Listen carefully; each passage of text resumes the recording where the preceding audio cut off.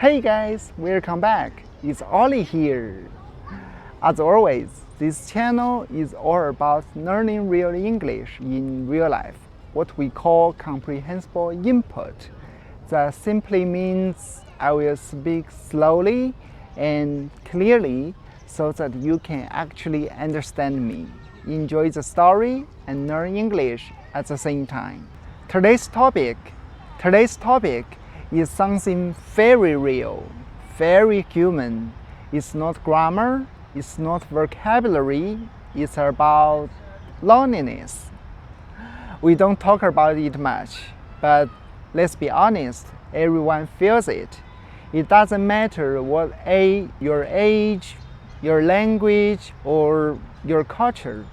At some point, we all feel lonely. And yeah, I'm definitely been there too. But here's the thing. Loneliness doesn't have to last forever. It's not a life sentence. There are ways to break out of it, to connect with people, and to build real friendships. Being lonely doesn't mean something is wrong with you. It just means you are human. Still, if it happens too often, it can really affect your mental health, your mood, your confidence, even your energy. So, in today's video, I want to share not just a story, but also a guide. Two big parts. First, the practical actions I took, the little steps that helped me meet new people. And second, the mindset changes. Mindset changes. The way I learned to think differently, which honestly made the biggest difference. Both parts are connected. One without the other doesn't really work. So, stick around, grab a tea or coffee, and let's dive right in.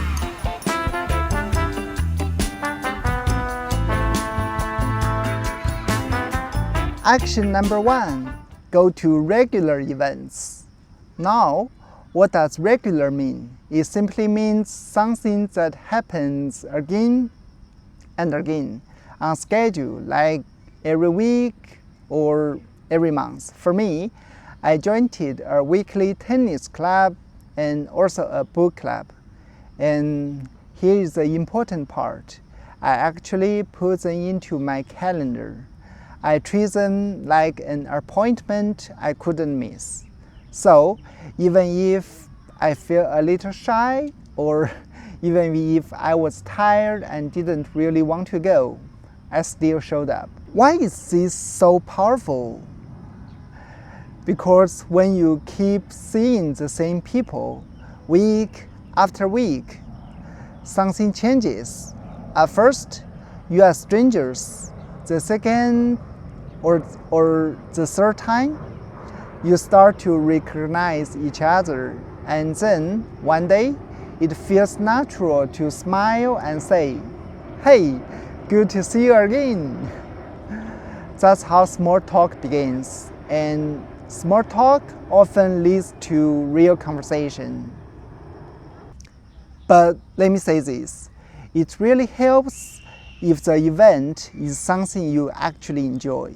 So, don't push yourself to join an activity or a club you don't actually enjoy, just for the sake of making friends. If you love reading, go to a book club. If you like sports, find a local team. When you enjoy the activity itself, that makes it easier to connect with people.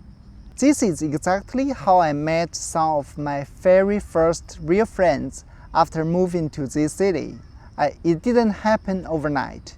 It took time and patience, but constancy was the secret ingredient.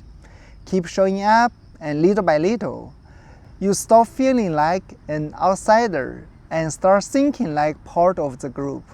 The next action, find your third place. So, what is a third place? Well, your first place is home, your second place is work or school, but life feels a lot richer if you also have a third place, a spot where you can relax, recharge, and just be yourself. For me, the place is right here. Yeah, right here, Hangzhou Lake, which we visited a lot. It's not too far from my home, and every time I come here, I feel calmer. Sometimes I ride my bike around the lake. Sometimes I just sit on a bench, listen to the birds, or watching people walk by. The water, the fresh air, the mountains in the distance. It feels like pressing a reset button for my brain, for my mind. And you know what? This third place also gave me chances to connect with people. Once, while I was sitting by the lake, someone next to me asked, "Beautiful view, right?" And just like that, we started chatting. It wasn't planned, it wasn't stressful, it was natural. There's even an English expression for this, to break the ice. It means to start a conversation with someone new, so things doesn't feel awkward. That's why having a third place like Hangzhou Lake is so powerful. It's not only about escaping stress, but also about opening doors to new connections, sometimes even friendships.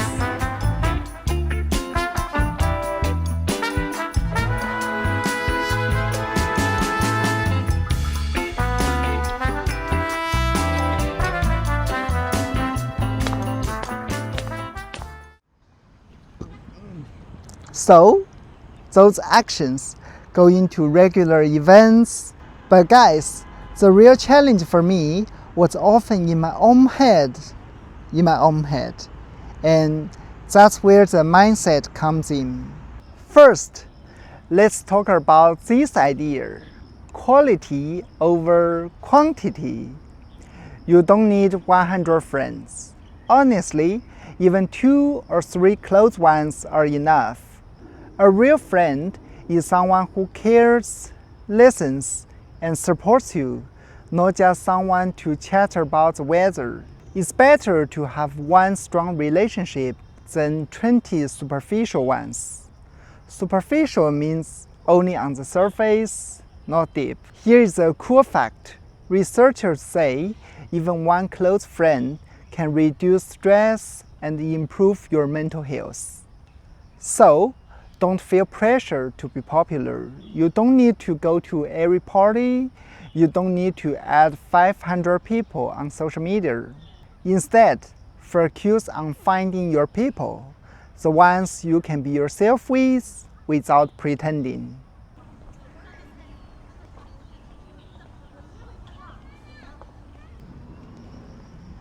The next mindset is this: it's okay to be alone sometimes. Here is a big difference between loneliness and solitude. Loneliness is that heavy, sad feeling of being alone when you don't want to. But solitude is the opposite. It's a peaceful choice to spend time with yourself. For me, reading by the lake or walking around Hangzhou quietly gave me calm energy. I learned to enjoy my own company. Here is a cool phrase. People say me time to describe this kind of personal quiet time. And when you enjoy your me time, you naturally bring out positive energy, and people are drawn to that.